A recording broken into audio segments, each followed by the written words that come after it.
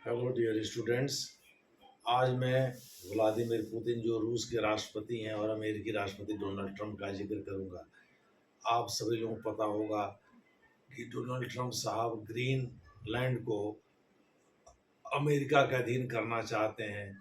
वैसे ग्रीनलैंड पर डेनमार्क का कब्जा है, लेकिन ग्रीनलैंड में जो सरकार है वो स्वायत्त सरकार, ऑटोनोमस गवर्नमेंट है।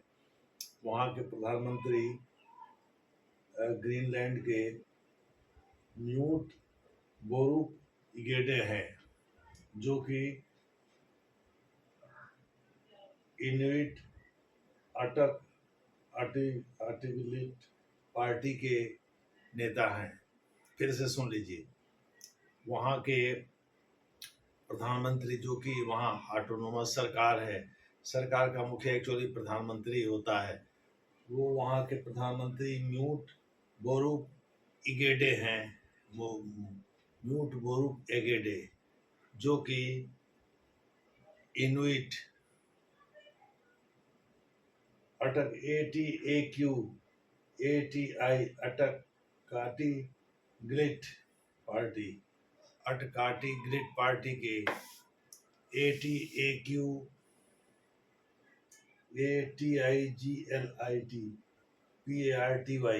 पार्टी के नेता भी हैं, यानी इन्विट अटलागिट पार्टी के नेता हैं।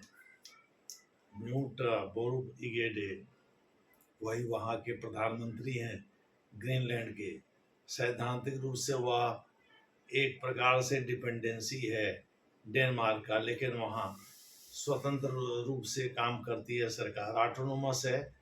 माने किसी भारतीय राज्य से ज़्यादा ऑटोनोमस है। ममता बनर्जी भले ही केंद्र सरकार की के निर्देशों की अवहेलना कर, लेकिन उनको डर इस बात का रहता है भाई वहाँ कभी भी राष्ट्रपति शासन रख सकता है, और गवर्नर के माध्यम से ढेर सारे मामलों में केंद्र सरकार दखल देती है।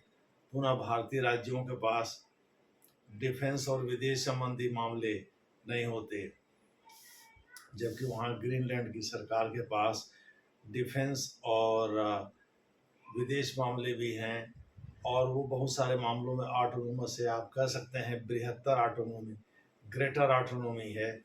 जो कभी कश्मीर के पास थी, उसका अपना संविधान है जिसके हिसाब से वो गवर्न होता है। उसी पर डोनाल्ड ट्रंप साहब की नज़र है। डोनाल्ड ट्रंप साहब उस पर कब्जा जमाना चाहते हैं। बहुत पहले उन्होंने चुनाव के दौरान ही कह दिया था कि वो अमेरिका को फिर से महान बनाना चाहते हैं, यानी वो ग्रीनलैंड को शामिल करना चाहते हैं। ये भी बात उन्होंने स्पष्ट कर दिया। ग्रीनलैंड, मेक्सिको, पनामा और चीन, इन चार को लेकर, और कनाडा, इन पांच को लेकर के डोनाल्ड ट्रंप साहब का मत बहुत स्पष्ट था। तो ऐसी दिशा में वो ग्रीनलैंड पर कब्जा करना चाहते थे। तो अभी रूसी एक शहर है मरमंस्क, वहाँ रूसी राष्ट्रपति व्लादिमीर पुतिन यात्रा पर गए थे। तो वहाँ प्रेस को संबोधित करते हुए उन्होंने कहा कि भाई ऐसा है, अगर ट्रंप साहब चाहते हैं ग्रीनलैंड को अमेरिका मिलाना तो मिलाना है, हमको कोई आपत्ति नहीं है, यानी हम उस पर कोई आपत्ति नहीं करेंगे। दूसरे शब्दों में, अंदर ही अंदर व्लादिमीर पुतिन और डोनाल्ड ट्रंप के बीच कुछ पुआ पक रहा है।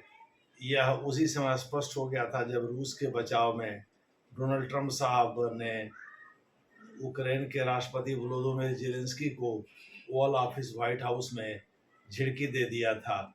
दूसरे शब्दों में, रूस के ऊपर कोई शर्त नहीं थोपी थी, लेकिन दुनिया भर की शर्तें थोप दिया है उन्होंने यूक्रेन के ऊपर। और यही नहीं, सऊदी अरब में जो बैठक हुई उसमें अमेरिका के विदेश मंत्री मार्को रूबियो भाग भी लिए थे, और सरगेई लावरोव जो कि रूसी विदेश मंत्री, उनके साथ मीटिंग भी किए थे, बातचीत भी किए थे इन सब मुद्दों पर। यही नहीं, दूसरी बार मीटिंग हुई जिसमें यूक्रेन और रूस अमेरिका के मीडिएशन से बैठे खुद एक टेबल पर, और दोनों बातचीत किए। और रूसी राष्ट्रपति व्लादिमीर पुतिन कई तरह की शर्तें डोनाल्ड ट्रंप के सामने रख भी रहे हैं, जिस पर डोनाल्ड ट्रंप साहब कोई एतराज़ नहीं जता रहे हैं। मोटे तौर पर आप कह सकते हैं कि रूस के राष्ट्रपति व्लादिमीर पुतिन और डोनाल्ड ट्रंप के बीच बौनहा में इसमें ठीक ठाक है। और भारत का दोनों से संबंध अच्छा है, तो भारत अगर हाँ होता है तो उसमें भी दोनों के साथ है, ना तो होगा नहीं, हाँ होगा, या तो फिर तटस्थ रहने की बात होगी। यानी अमेरिका या तो हाँ कहेगा या तो तटस्थ रहेगा, ना कहने की कोई सवाल ही नहीं खड़ा होता। चूँकि अमेरिकी राष्ट्रपति डोनाल्ड ट्रंप साहब चाहते हैं कि यूक्रेन और रूस के बीच हो चल रहे 3 साल से ऊपर के समय से चल रहे युद्ध को किसी भी तरह से रोका जाए और युद्ध विराम कराया जाए, यानी शांति की वहाँ बयार बहाई जाए। उम्मीद है कि दोनों इस मामले में आगे बढ़ेंगे। और आपको बता दें, रूसी राष्ट्रपति व्लादिमीर पुतिन की मंशा को स्पष्ट किया उनके एक दूत, जिनका नाम है किरिल दमित्रिव। किरिल दमित्रिव ने यह स्पष्ट किया कि रूसी राष्ट्रपति व्लादिमीर पुतिन ऐसा ऐसा चाहते हैं।